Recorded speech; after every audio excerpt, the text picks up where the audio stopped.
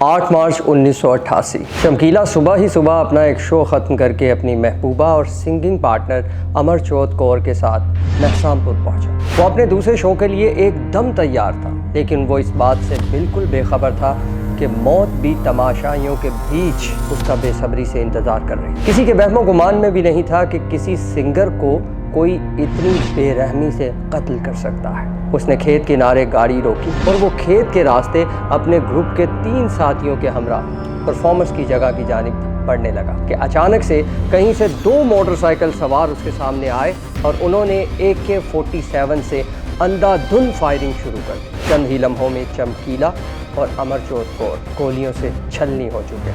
अगले दिन चमकीला की मौत की खबर पूरे पंजाब में आग की तरह फैल गई। लेकिन हैरानी की बात यह थी कि महसामपुर के किसी भी शख्स ने इस केस की कोई भी रिपोर्ट दर्ज नहीं करवाई। यहाँ तक कि चमकीला के ख़ानदान के लोग भी बिल्कुल खामोश थे। सिद्धू मूसेवाले की कहानी तो दौरे हाजिर के तकरीबन सभी सोशल मीडिया यूज़र को पता है, मगर अगले ज़मानों में एक और गुलकार भी था जिसने सोशल मीडिया की मदद के बिना ही बेपनाह शोहरत पाई।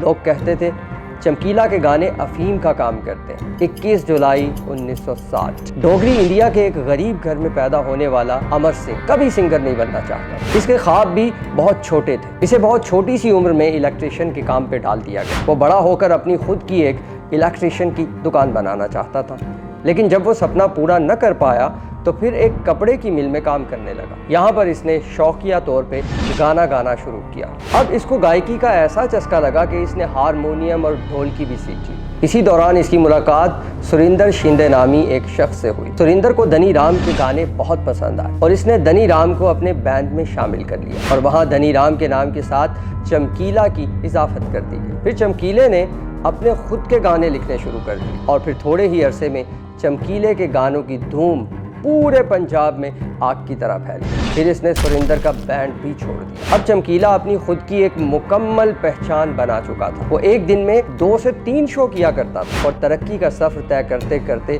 हुआ वो हादसा जिसने सबके दिल दहला के रख दिया। चमकीला और अमरजोत कौर के कत्ल को कई दिन गुजर चुके थे, मगर इसके केस की FIR तो दूर कच्ची दरखास्त भी जमा नहीं हुई थी। लेकिन चमकीला के कई फैंस को ये मंजूर न था और आखिरकार उन्होंने हिम्मत की और चमकीला मर्डर केस की रिपोर्ट दर्ज करवाई। मगर उन दिनों पूरी पंजाब पुलिस खालिस्तान मूवमेंट और पंजाब में चल रहे नाजुक हालात को डील कर रही थी। उन दिनों जगह जगह बम धमाके हो रहे थे और इनके लिए किसी एक शख्स के मर्डर को इन्वेस्टिगेट करना बहुत मुश्किल था। मगर चमकीला के फैंस का प्रेशर दिन ब दिन बढ़ने लगा और बिल आखिर पुलिस को इस केस को प्रायोरिटी देनी पड़ी।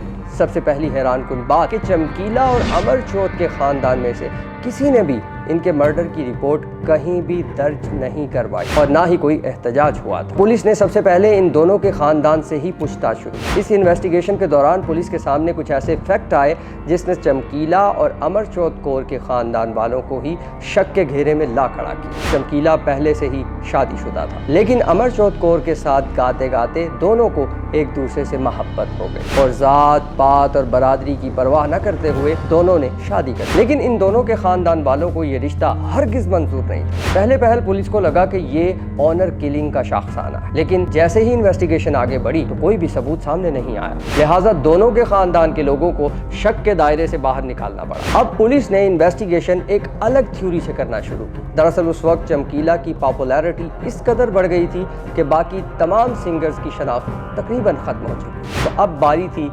चमकीला के कम्पिटिटर्स। तो कहते हैं ना, हम पेशा दुश्मन हमेशा। लेकिन जब पुलिस ने इस थ्योरी पर काम किया तो वहाँ भी कोई सबूत न मिला। अब हैरानकुन बात थी कि आखिर ये मर्डर हुआ तो क्यों हुआ।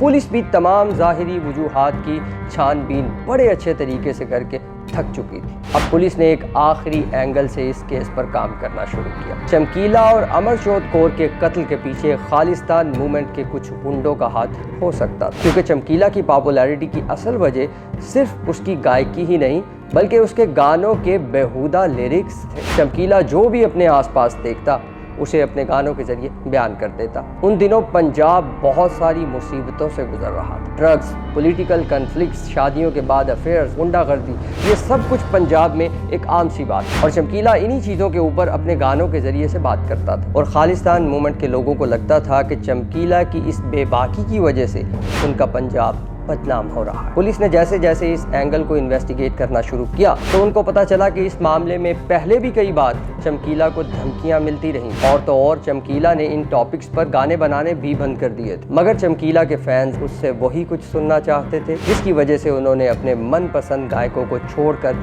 चमकीला को चुना था। अब पुलिस इस नुक्ता पर पहुंची कि चमकीला कत्ल केस के पीछे किसी एक इंसान का नहीं बल्कि एक सोच का हाथ है जो कि कई सौ इंसानों के दिमागों में पनप रही। अब इसके लिए कई सौ लोगों को सूली चढ़ाना एक नामुमकिन सा काम था। लिहाजा चमकीला और अमरचोद कत्ल केस की फाइल को हमेशा के लिए बंद कर दिया गया और यूं हिंदुस्तान के सबसे बड़े सिंगर म्यूजिशियन चमकीला की मौत एक अनसॉल्व्ड मर्डर केस बनकर रह गई। मगर एक बात तो तय है कि बुरे कामों का हमेशा बुरा ही नतीजा हुआ करता है। ये सानेहा चमकीला के खुद ही के कर्मों की सजा थी।